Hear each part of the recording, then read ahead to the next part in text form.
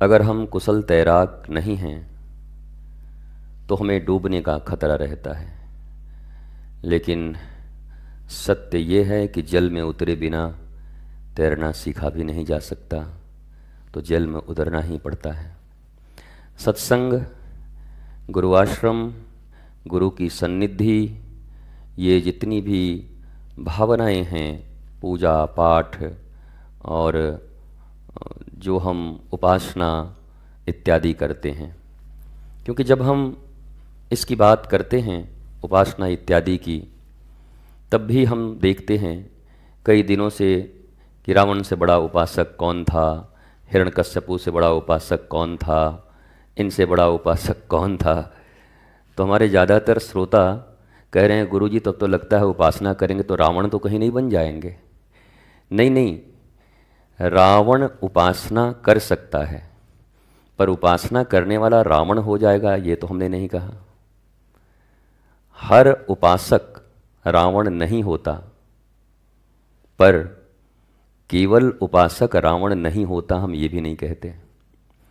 धार्मिक व्यक्ति जो धर्म से जुड़ा है, जो सत्कर्मों से जुड़ा है, जो आध्यात्मिक है, वो रावण नहीं होगा।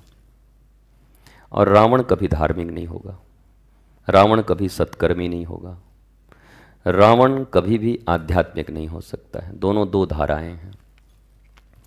मैंने सिर्फ ये कहा है कि आपकी ये जो बाह्य क्रियाएं हैं, ये बाह्य क्रियाएं इस बात का प्रमाण नहीं है कि तुम धार्मिक हो और तुम अच्छे आदमी हो, क्योंकि तुम्हारी बाहरी क्रियाएं अच्छी लग सकती हैं देखने में, तब तुम रावण से भी ज़्यादा खतरनाक हो सकते हो, हिरण्यकश्यपु हो सकते हो। लेकिन तुम्हारी बाह्य कोई उपासना पद्धति नहीं दिखती है, लेकिन फिर भी तुम आत्मज्ञानी हो सकते हो। जैसे तुम्हारे शास्त्रों में तुमने ऋषभ देव का नाम सुना होगा, जिनके बेटे भरत हुए, जिन्होंने भी अपनी सारी राज सत्ता और पत्नी पुत्र सबको छोड़कर नेपाल में गंडकी नदी के तट पे जाके साधना कर रहे थे। ऋषभ देव तो बाहरी कोई क्रिया करते ही नहीं थे, उन्होंने कोई पूजा पाठ सब करना बंद कर दिया, बस एक जगह बैठे रहते थे। दत्तात्रेय भगवान बाह्य कोई क्रिया नहीं करते थे, कभी कोई उनको आराधना पूजा करते बाहर से नहीं देखता था, पर वो परम आत्मज्ञानी हैं। यदु जैसे राजा उनके पीछे पीछे घूमते रहते हैं। तो मेरा कहने का इतना ही अर्थ है कि आप आचरणशील हो कि नहीं, अंदर से हो कि नहीं। परिवर्तन अंदर से ही आएगा, बाहर से कभी नहीं आएगा। बाहर तो पहचानना ही मुश्किल है कौन असली कौन नकली। इस पहले मुखौटे के युग में तो बहुत मुश्किल था, अब तो फेसबुक का युग है। इतने फेस हैं कि उस बुक को कोई रीड नहीं कर सकता, सबके बुक पर अच्छा ही लिखा हुआ है। फेसबुक में किसी का गंदा फोटो देखोगे, बेकार फोटो, इतना बार उसको खूब सुंदर वो क्या क्या बोलते हैं फिल्मी और ये पॉलिश करके और एडिट करके ऐसा लगाता है कि मत पूछो। एक भैंस हमको हिरनी दिख रही थी, ऐसा एडिट किया एक आदमी ने। बाद में हमने देखा ये तो भैंस है। कहा गुरुजी एडिट का कमाल है। वाह भाई, बड़ी एडिटिंग करते हो तुम, तो अद्भुत आदमी हो। तो फेसबुक के इस ज़माने में आप कैसे समझोगे कि कहाँ शरणागति लेनी है, कहाँ नहीं लेनी है, कहाँ शरणापन्न होना है, कहाँ नहीं होना है। समय ऐसा है कि एक एक गुरु के 1-1 लाख 10-10 लाख शिष्य हैं। न जीवन में चेला मिल पाता है गुरु से, न गुरु चेले से मिल पाता है। फेसबुक पर सब होता रहता है। फेसबुक के रील से ही जाना और रील पे ही कहानी ख़त्म भी हो गई। पर गुरु शिष्य परंपरा कभी ऐसी नहीं रही है। गुरु शिष्य परंपरा रही है गुरु के साथ शिष्य का सीधा इंटरेक्शन हो, उनकी सन्निधि में उनके शरणागत होकर अपने गुरु से तत्व ज्ञान प्राप्त करे शिष्य, तब गुरु शिष्य परंपरा कहते हैं। थोक के भाव में दीक्षाएं देने से, थोक के भाव में फॉलोअर्स बढ़ाने से न तो शिष्य का कोई मंगल होना है, खैर गुरु का तो होना है, क्योंकि यूट्यूब इत्यादि से जब वो उसको सिल्वर और वो क्या गोल्ड इत्यादि मिलता है तो तगड़ा माल पानी फिर मिलता है। बढ़िया यूट्यूब में तुम्हारे फॉलोअर्स हो गए तो फिर आराम से बैठ के माल खाते रहो, कहीं कहीं से कमाने की ज़रूरत नहीं है अगर तुम्हारे फॉलोअर्स हो गए तो गुरु का तो मंगल हो जाएगा जो गुरु जी हैं, पर चेला का क्या होगा? चेला तो न ज्ञान ही सीख पाया न कुछ कर पाया, बस लाइक ही और शेयर करता रह गया ज़िंदगी भर, उससे ज़्यादा उसको कुछ मिला नहीं। न उसने कभी तत्व ज्ञान के विषय में चिंतन किया, न कभी अपने जीवन में उठ रही समस्याओं से निवृत्त होने का कोई श्रेष्ठ और सर्वकालिक उपाय ढूंढने का प्रयत्न किया उसने, न कभी अर्जुन की तरह श्री कृष्ण के समक्ष उपस्थित होकर के अपने मन के सारे भ्रम को मिटा करके धर्म की स्थापना कर पाया। तो ऐसी शिष्यता से क्या लाभ है? प्रश्न तो हमेशा शिष्यों से ही होगा। शिष्य किस लिए बने हैं? शिष्य किस लिए? धर्म का शासन आपके ऊपर हो, आपका जीवन अनुशासित हो। अनुशासित जीवन सदैव आनंदित होता है और स्वच्छंद जीवन सदा कष्टों और पीड़ाओं और दुखों से भरा हुआ होता है। जो स्वच्छंद हैं, जो धर्म की नीतियों का पालन नहीं करते, जो आध्यात्मिक नीतियों का पालन नहीं करते, जो यूनिवर्सल लॉ को नहीं मानते, ब्रह्मांड के नियम को नहीं मानते, ब्रह्मांड उनको कूड़े में फेंक देता है। उनके जीवन बड़े दुर्भिक्ष होते हैं। इसलिए हमने कभी कहा कि धर्म ऐच्छिक विषय भी है और अनिवार्य भी है। समझ गए तो अनिवार्य है और नहीं समझे तो तुम्हारी मर्जी, करना है करो, नहीं करना है मत करो। दुनिया में बहुत लोग नहीं करते। मैंने कई बार कहा, चाइना में धर्म को नहीं मानते, क्यूबा में नहीं मानते, कम्युनिस्ट कंट्री हैं। बहुत सारे ऐसे हैं कंट्री जहाँ धर्म को मानते नहीं, ईश्वर की कोई सत्ता ही नहीं है, पर वहाँ भी डेवलपमेंट है, वहाँ भी सड़कें हैं। बल्कि मैं तो कहता हूँ तुमसे ज़्यादा डेवलपमेंट चाइना में है, एक्सटर्नल। मैं इंटरनल की बात नहीं करता हूँ, आंतरिक बात नहीं करता हूँ, वो बाहरी बात नहीं करता हूँ। बाहर आंतरिक हो सकता है। आंतरिक तो ऐसा है कि वो सांप चूहे भी खा रहे हैं, हमने सुना है। सांप ही पका के, मछली एकदम जिंदा खा जा रहे हैं पत्ते में डाल करके, और मेढक का अचार लगा के खा रहे हैं, जोंक खा रहे हैं।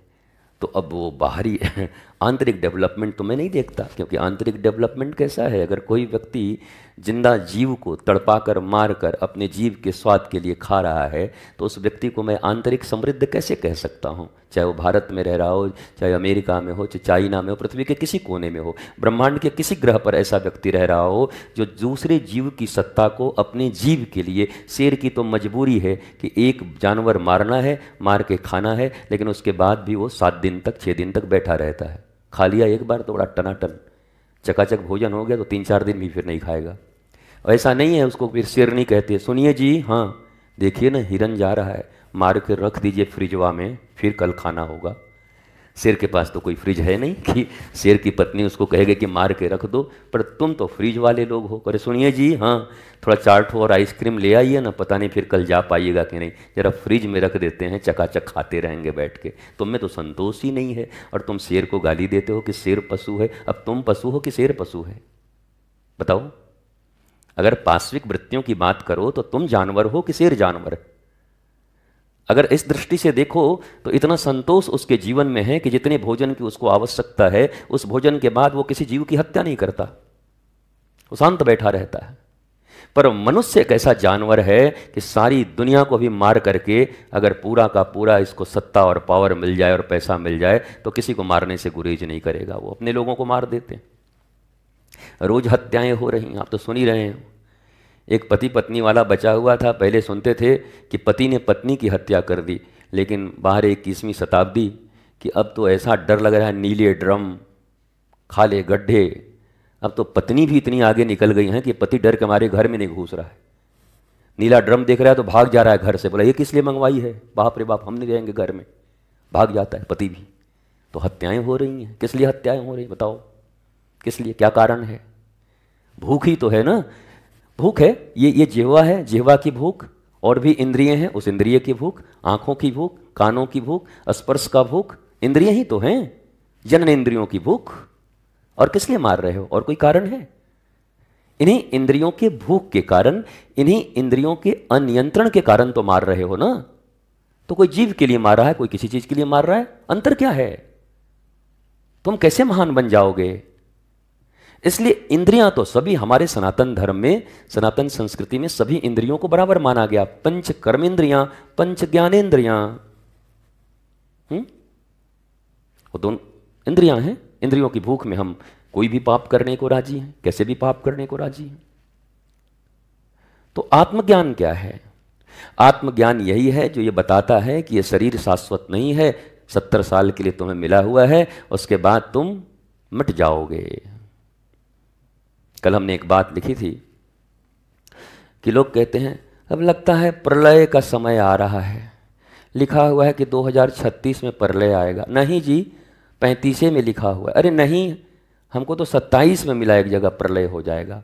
प्रलय अगले क्षण हो जाएगा, तुम मर जाओगे, प्रलय हो गया। तुम मरे नहीं कि दुनिया का प्रलय।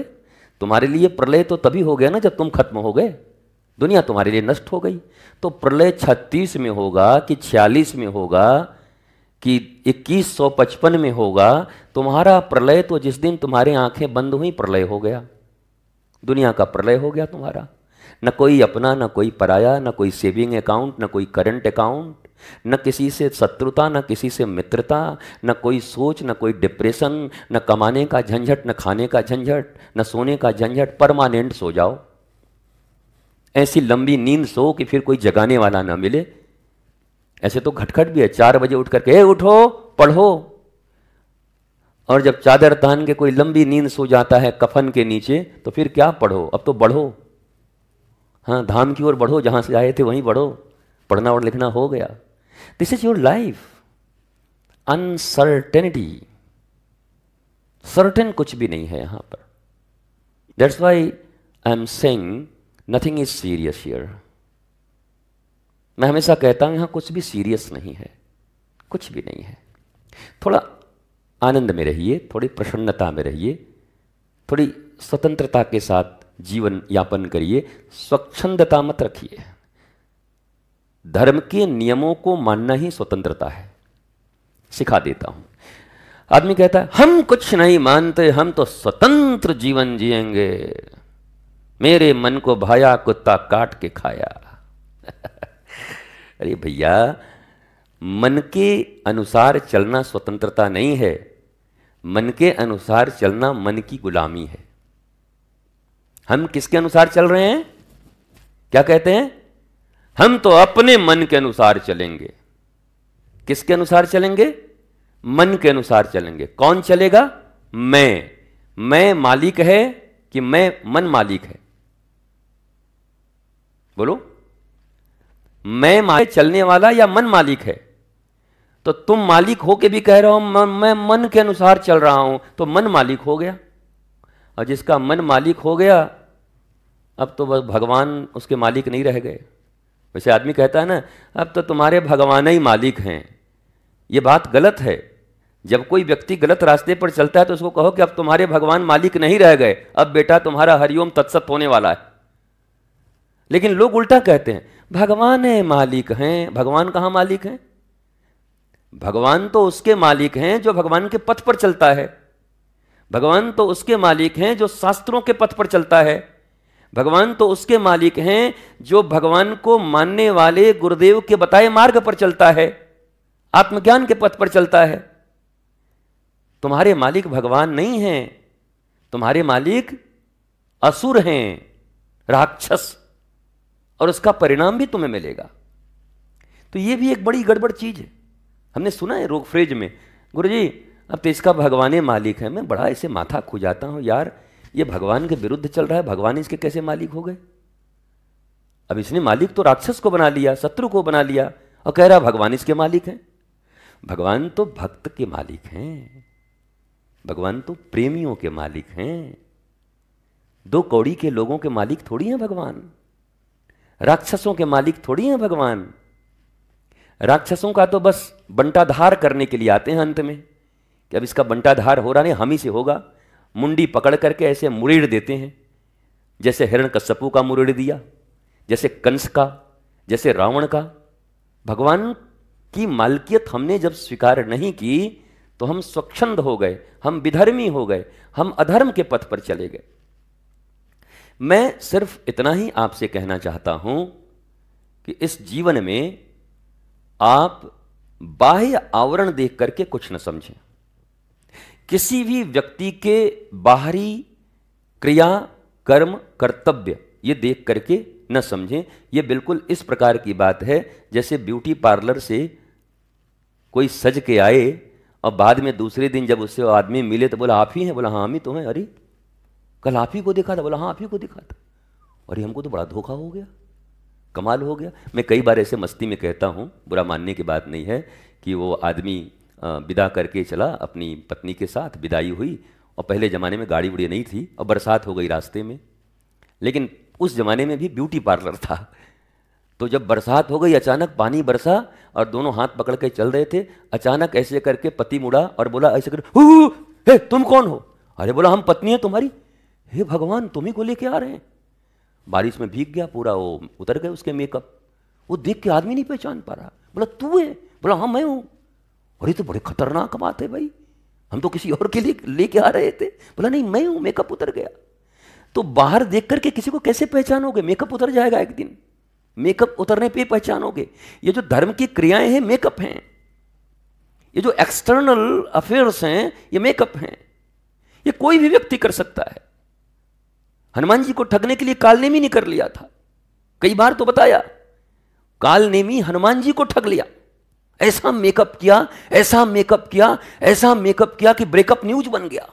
क्या बोला? हनुमान जैसे ज्ञानी नाम अग्रगण्यम को कालनेमी ने ठगा अपने मेकअप से। फिर क्या हुआ? बोला हनुमान जी थे तो बच गए, पकड़ में आया और फिर एक मुक्का दे करके गोविंदाय नमो नमो कर दिया, हरि ओम तत्सत हो गया उसका। अब बताओ, मेकअप तो हनुमान जी को ठग देती है। तुम हनुमान जी हो? बोलो, हनुमान जी का एक गुण है तुम्हारे भीतर में, एक जय हनुमान। अच्छा, हनुमान जी का नाम है हनुमान, जिसने अपने मान का हनन कर दिया। Egoless people, egoless person, proudless. तुम तो घोर प्राउडी हो, इगोइस्टिक हो, अहंकारी हो। हनुमान का नाम ही हनुमान, जिसने अपने मान का हनन कर दिया। मान करो, अपमान करो, सम्मान दो, कोई फर्क नहीं पड़ता, कोई फर्क नहीं। अलबत्ता सत्ते पे हो सत्ता या दुग्गी पे हो दुग्गी, वो मैं हनुमान ही रहूंगा, मुझे कुछ भी करो तुम, कोई फर्क नहीं पड़ता उनको। हनुमान जी को उनको मान नहीं चाहिए। पर तुम्हारा हमारा कोई जरा थोड़ा अपमान करके दिखा दे। ये दुनिया में ज़्यादातर जो ये ब्रेकअप होते हैं या तलाक, हमारे यहाँ सनातन में नहीं था, सनातन में पद्धति ही नहीं तलाक की, तलाक शब्द ही नहीं है हमारे यहाँ पर। सनातन धर्म में तलाक कोई शब्द नहीं है, रामायण में कहीं कोई तलाक नहीं है, महाभारत में कोई तलाक नहीं है, तलाक शब्द कहीं और से आया हुआ है।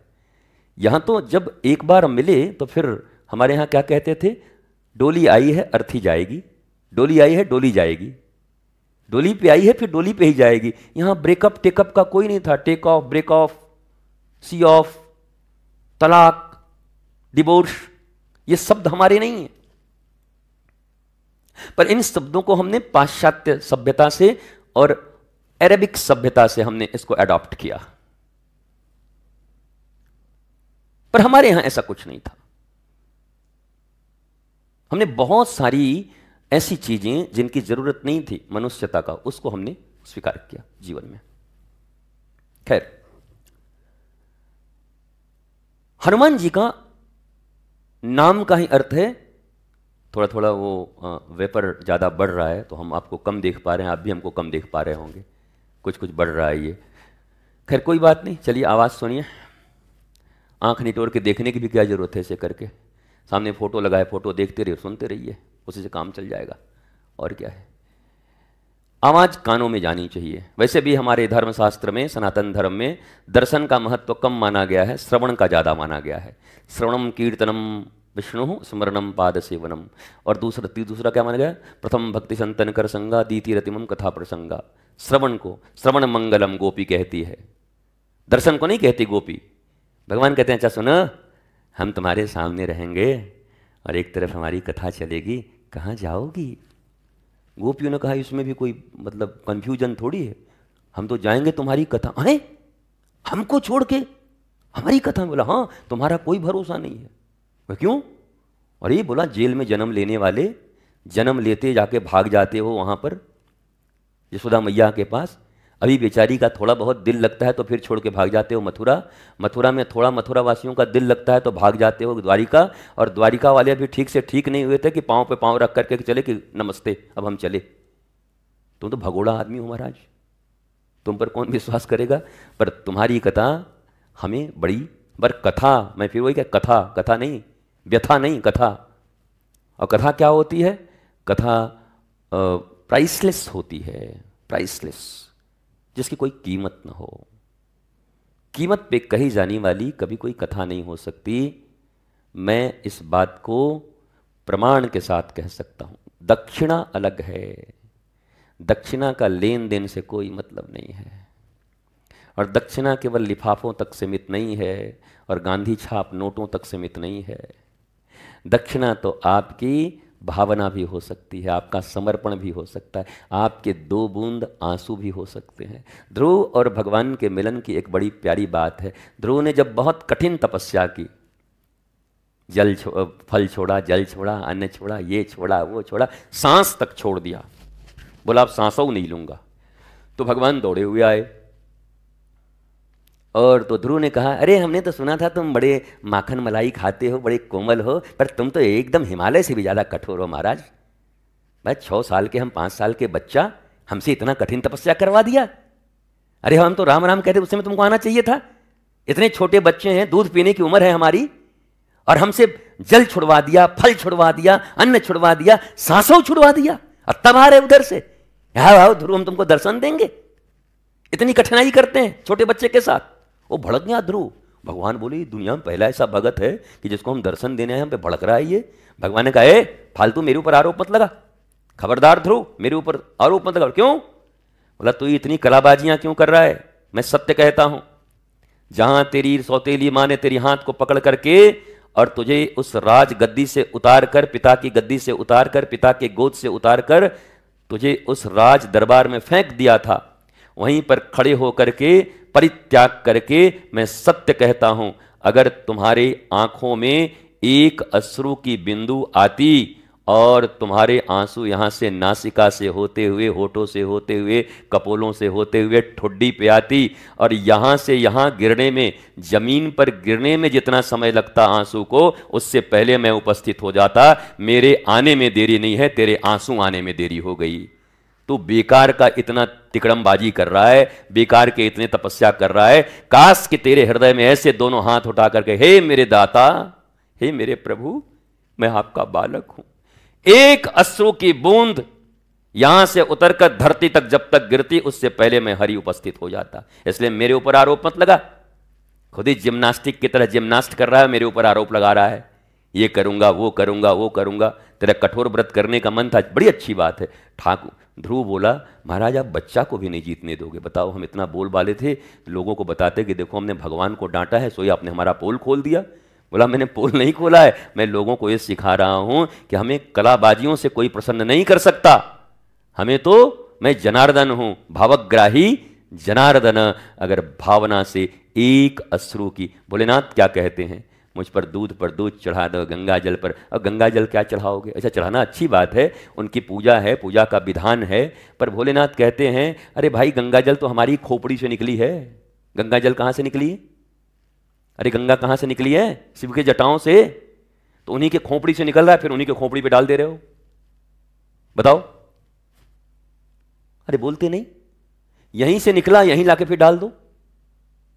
तेरा तुझको अर्पण, क्या लागत है मोर। भोलेनाथ भी कहते हैं मैं कभी गंगा जल में डूबूं न डूबूं, मैं क्षीर सागर में डूबूं न डूबूं, तुम्हारे दूध में डूबूं न डूबूं, पर इतना तय है कि अपने सच्चे हृदय से अगर आंसू के एक बूंद में मेरे ऊपर गिर गए तो मैं कैलाश सहित डूब जाऊंगा तुम्हारे आंसुओं में। मैं केवल प्रेम से मिलता हूं। हरि व्यापक सर्वत्र समाना, प्रेम ते प्रगट हो ही मैं जाना। राम ही केवल प्रेम प्यारा, बिना प्रेम के नाही मिले नंदलाला। प्रेम ही भावना, एक अश्रु बूंद। पर संसार कैसा है? संसार तो ब्रेकअप के लिए रो रहा है, मेरा दिल तोड़ दिया, एक घड़ा आंसू, वो घड़ा गिरा है फिर दूसरा घड़ा आंसू। संसार किसके लिए रो रहा है? मेरा 1,00,000 रुपया फ्रॉडिज्म हो गया, घड़ों आंसू। क्या हो गया? हमको उसने चोर कह दिया, घड़ों आंसू। क्या हुआ? बहू क्यों रो रही हो? हमारी सासू ने कह दिया तेरे बाप का राज है, इसलिए मैं 2 घड़ा आंसू निकाल दी। सासू मां आप क्यों रो रही है? बताइए, आजकल की बहू हमको बुढ़िया कह दी कि बुढ़िया तू मालकिन बनेगी, घड़ों आंसू। और इतने आंसू। लेकिन क्या भगवत प्रेम में भगवान से मिलन के लिए, कृष्ण से मिलन के लिए, हे कृष्ण मुझे तुमसे कुछ नहीं चाहिए, सत्य शपथ लेके कहता हूं मेरे कन्हैया, मुझे तो बस तू चाहिए। क्या ये कहते हुए तुम्हारे आंखों से कभी आंसू आए हैं? सीने पे हाथ रखो, छाती पे, असली हो तो छाती पे हाथ रख के बताओ। नहीं बता सकते। सैकड़ों बार रोए होगे मंदिरों में, सैकड़ों बार भगवान के पास रोए होगे, अकेले में रोए होगे, तकिया भीग गई होगी, पर कारण भगवान न होगा, कारण तुम्हारे संसार के होंगे। और बड़े 2 कौड़ी के कारण होंगे। कोई फ्रॉड छोड़ के चला गया, उसके लिए रो रहे होगे। कोई धोखेबाज से मुक्ति मिल गई, उसके लिए रो रहे होगे। अरे किसी ने छोड़ दिया तो मुक्ति हो गई, मुक्ति पा गए, उत्सव मनाओ, खूब उत्सव करो, बोला मुक्ति मिल गई। पर तुम जीवन में हर एक छोटी छोटी चीजों के लिए रोते हो। छोटी छोटी बातें लोगों को याद रहती।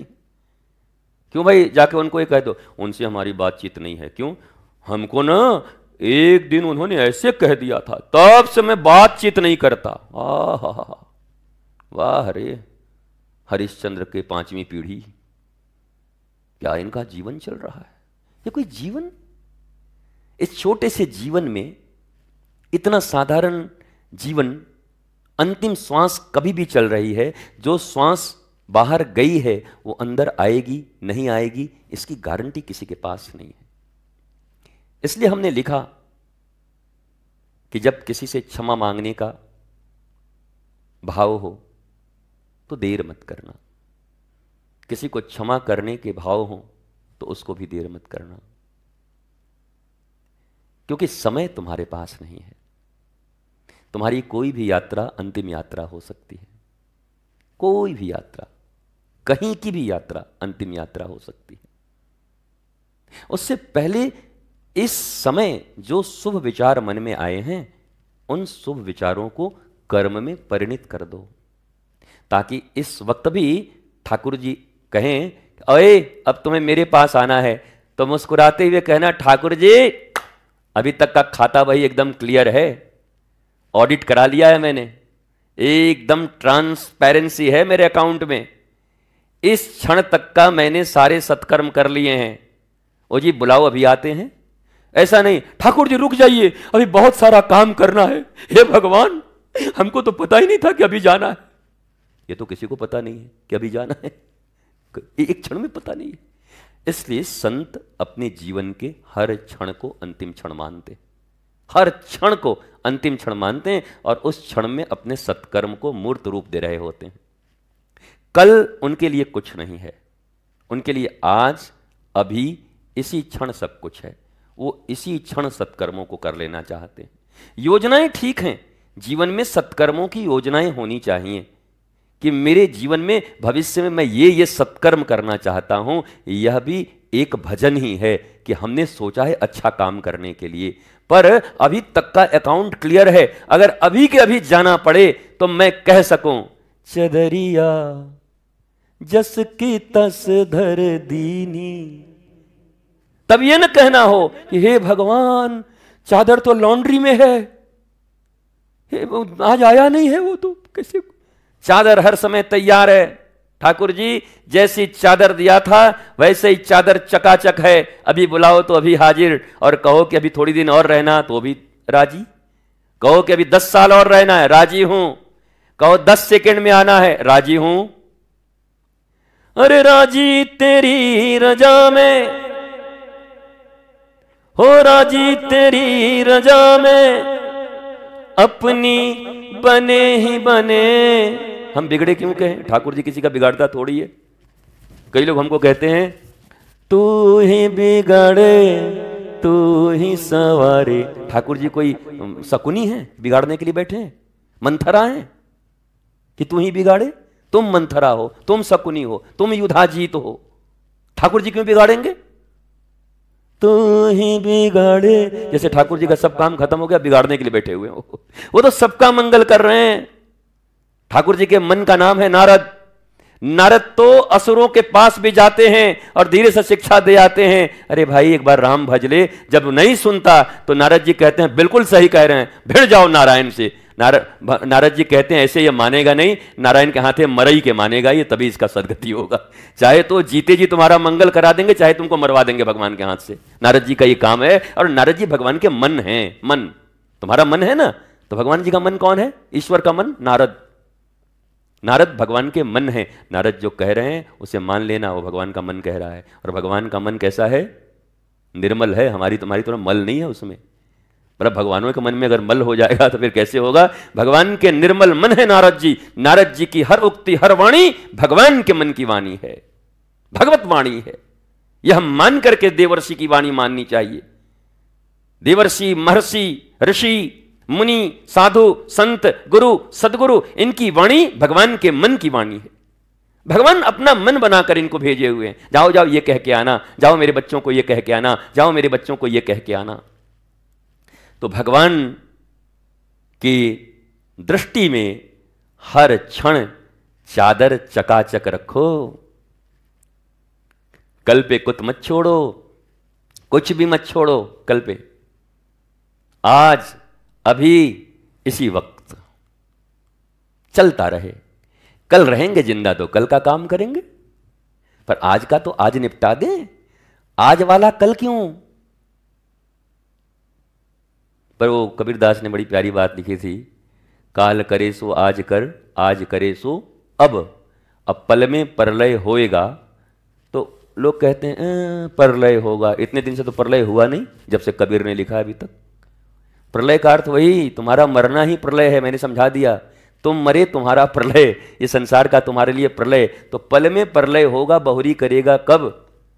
पर महाराज खतरनाक लोगों की कमी नहीं दुनिया में। उन्होंने लिख दिया आज करे सो कल और कल करे सो परसों। अरे जल्दी जल्दी क्या करता है, अभी जीना है बरसों। बताओ महाराज, इन्होंने ऐसा लिख दिया कि जल्दी जल्दी क्या करना है, बरसों जीना है। बरसों किसको जीना है? मेरे प्रिय भाई बहन, मेरे बच्चों, बस इतना ही आपसे कहना है कि बाह्य एक्टिविटीज़ देख करके धर्म को डिफाइन नहीं किया जा सकता, स्पिरिचुअलिटी को डिफाइन नहीं किया जा सकता। इसी के कारण से तो भारत का बहुत नुकसान हुआ। मैंने कई बार कहा, वो चाची इतना पूजा करती हैं फिर भी इतनी दुखी रहती हैं। वो चाची दिन सुबह उठ करके 2 घंटे तक बैठ करके राम राम करती हैं और बाकी समय बोला गांव में आग लगाती हैं घूम घूम के। हाय चाची, ऐसी पूजा न हो तो ज़्यादा अच्छा है। बताओ 2 घंटे तुम राम राम कर रही हो और 12 घंटे गाँव और घरों में घूम घूम कर तुम मंथरा की अवतार बनी हुई हो। हाँ, और कितने लोग मेरे पर नाराज़ हो जाएंगे। मैं एक दिन आईटी वालों से पूछ रहा था कि जरा आईटी वाले चेक करो तो कि हमको सुनने वाले ज़्यादा पुरुष हैं कि ज़्यादा माताएं हैं। तो देखा 87% पुरुष हैं, केवल 13% माताएं हैं। हमने कहा बहुत गड़बड़ हो रहा है। तो मंथरा शब्द जो मैं बोलता हूँ उससे माता लोग नाराज हैं, ये हम ही को बोलता है। जाओ तेरा प्रवचन ही नहीं सुनेंगे, तेरे को फ्लॉप करवा देंगे, तेरे को फॉलो नहीं करेंगे। अब तू बढ़ आगे, मैं देखती हूँ कैसे बढ़ता है। अरे मेरी माता, मैंने कई बार कहा है मंथरा नारी या पुरुष नहीं है, मंथरा मन होता है। इसका नारी पुरुष से मतलब नहीं है। मंथरा बुद्धि होती है, वो पुरुष में भी हो सकती है और नारी में भी हो सकती है। अब जरूर हमारे फॉलोअर कुछ बढ़ेंगे, माता लोग जरूर फॉलो करेंगी हमको। हम आपके पक्ष में रहते हैं, आप हमको विरुद्ध मत सोचा करिए। तो ये माता लोग नाराज मत होना मेरे से। तो मैं ये कहता हूँ कि खूब पूजा करते हो और 4 घंटे घूम घूम के लोगों के घरों में लड़ाई लगवाते हो, अशुभ बातें करते हो, झूठ बोलते हो, तो तुम धार्मिक हो? अपने छाती पे हाथ रख करके कहो कि मैं धार्मिक हूँ। तो बाह्य चीज़ें देख करके दुनिया क्या सोचा, माता जी बड़ी पुजेरी हैं। और जब माता जी के गांव वाले से पूछा कि माता जी क्या करती हैं, बोला गांव का जीना हराम कर दिया है माता जी ने। तब असली बात पता चलती है।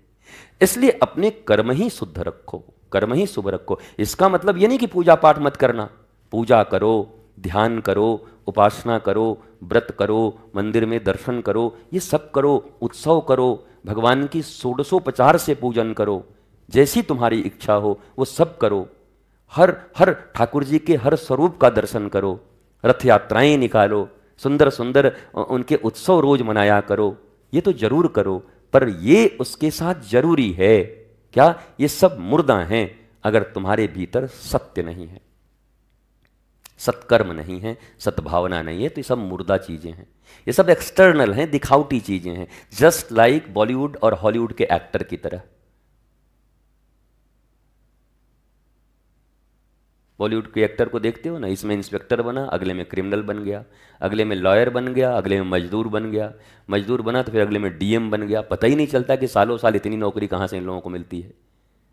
पर वो एक्टिंग करते हैं, एक एक घंटे में बदल जाते हैं।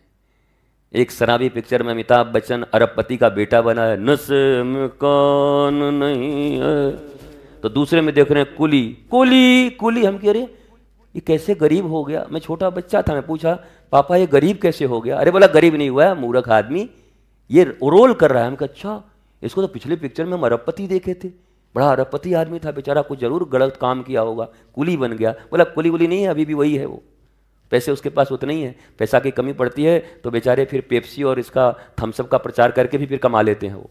हालांकि कभी वो पीते होते नहीं। जब से उनके आंत में चोट लगी है जीवन में और आंत सड़ गई थी, तब से थम्सअप का एक घूंट अंदर नहीं लिया, लेकिन थम्सअप का बोतल और पेप्सी का बोतल लेके प्रचार कर देते हैं, हम लोगों को पिलवा देते हैं, पता नहीं क्यों।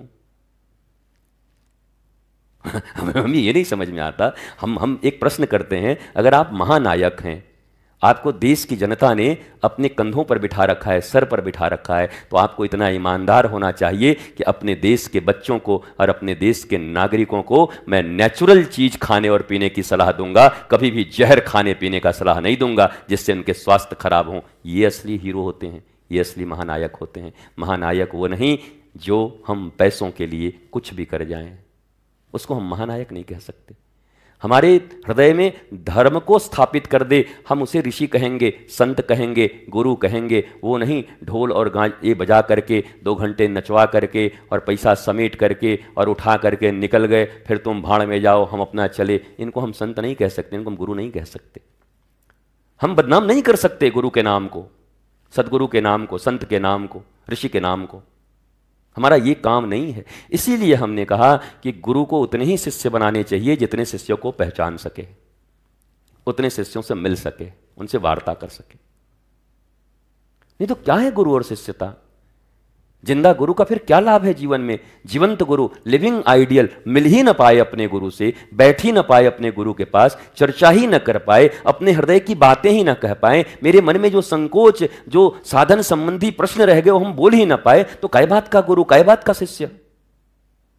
पर सब ट्रेंडिंग चल रहा है। कौन है? हमारे गुरुजी ये हैं। कोई तत्व संबंधी प्रश्न किए थे, प्रश्न धकेल दिया गार्ड दूर से, हमको 10 बार प्रयास किया तो कई को शिष्य बनाए भाई, किस लिए? दूर से सुनो उनको, सुनो अगर वो अच्छे हैं तो। पर मैं बिल्कुल ऑनलाइन बोल रहा हूं, गुरु बनाओ तो जिनसे तुम्हारा संबंध हो सके, जिनके चरणों में बैठ करके तद्विद्धि प्रणिपातेन कभी कोई जीवन का प्रश्न पूछ सको। गुरुदेव ऐसे करके वो मिलना नहीं, एक दिन जीवन में कभी देखना नहीं, छाती पे टांगे चल हमारे गुरुजी हैं। गुरुजी तो मस्त हैं, तुम जाओ ना गुरुजी के पास, बैठो, मिलो, जाके जाओ, चर्चा करो, प्रश्न पूछो एक बार। जीवन में ये संबंध बड़ा पवित्र है। आत्मज्ञान के लिए हमने गुरु बनाया है, आत्मज्ञान के लिए। हमने ये बाहरी मान सम्मान, झूठे मान सम्मान को बढ़ाने के लिए नहीं बनाया है। मेरे गुरुजी वो हैं, ये देख रहे हो फोटो हैं प्रधानमंत्री के साथ, हमारे गुरुजी देख रहे हो हैं। छाती पीट के चले जाओगे, तुम्हारा कुछ नहीं होगा, ऐसे ही देखते थे जिंदगी में। मेरे गुरुजी कौन? बोला मेरे गुरुजी हैं मेरे जीवन में। आज मैं जो कुछ भी हूं, मैं जब पथभ्रष्ट हो रहा था, मेरे गुरुदेव ने तत्व ज्ञान से मुझे पथ पर लाया है। मुझे अपनी वाणी से उन्होंने मेरे जीवन को बदला है। ये साहचर्य, ये सानिध्य, ये साधना गुरु के समक्ष होना चाहिए। गुरु शिष्य परंपरा इतनी पवित्र है। इससे तो बढ़िया है गांव में कोई श्रेष्ठ मनस्वी मिले, तपस्वी मिले, उनको गुरुजी बना लो, जो तुमको आत्मज्ञान दिला सके, जिनके पास तुम बैठ सको। तो गांव वालों तो कुछ मानते ही नहीं, गांव वालों को तो खाली पंडित जी, पंडित जी पंडित जी, पंडित प्रणाम, पंडित प्रणाम। एक आदमी राइफल लगे, पंडित जी प्रणाम। पंडित जी कह रहे भाई नाल उधर कर, छूट उठ गया तो चले जाएंगे, पंडित जी का परिणाम बुरा हो जाएगा, हटाओ। पंडित जी प्रणाम, पंडित जी प्रणाम, पंडित जी प्रणाम, मुखे से प्रणाम किया चला जा रहा है। तो गुरु श्रेष्ठ हो, सदगुरु श्रेष्ठ हो, जो सत्य के संबंध में तुम्हें बोध करा दे। शरीर कौन, इंद्रिय कौन, बुद्धि क्या, मन क्या, अहंकार क्या, चित्त क्या, आत्मा क्या, इसका बोध करा सके। तुम्हारी पात्रता होनी चाहिए। गुरु कभी पीछे नहीं हटता। मैंने अपने जीवन में कभी पीछे हटते नहीं देखा। हमारे गुरुजी के तो लाखों करोड़ों शिष्य थे, लेकिन वास्तव में जो आत्मज्ञान के पिपासु, कभी गुरुजी पीछे नहीं हटे। पर उन करोड़ों की भीड़ भाड़ में जानते हो, बड़ी मुश्किल से मुट्ठी भर लोग आत्मज्ञान की पिपासा लेके आते हैं। भीड़ में भाड़ों की संख्या, इसीलिए मैं कहता हूं ना, मैं बहुत भीड़ भाड़ देख के आया हूं। मैं भाड़ों को इतना देख के आया हूं कि मत पूछो। भाड़ों को कोई मतलब नहीं है आत्मज्ञान से, भाड़ों को कोई मतलब नहीं है अपनी आत्मोन्नयन से। वो भाड़ हैं, भीड़ में खड़े भाड़ हैं। वो तो बड़े मुट्ठी भर लोग होते हैं जो अपने गुरु से आत्मज्ञान संबंधी चर्चा करके अपने जीवन को सार्थक बनाना चाहते हैं। मृत्यु के पूर्व ही अमर हो जाना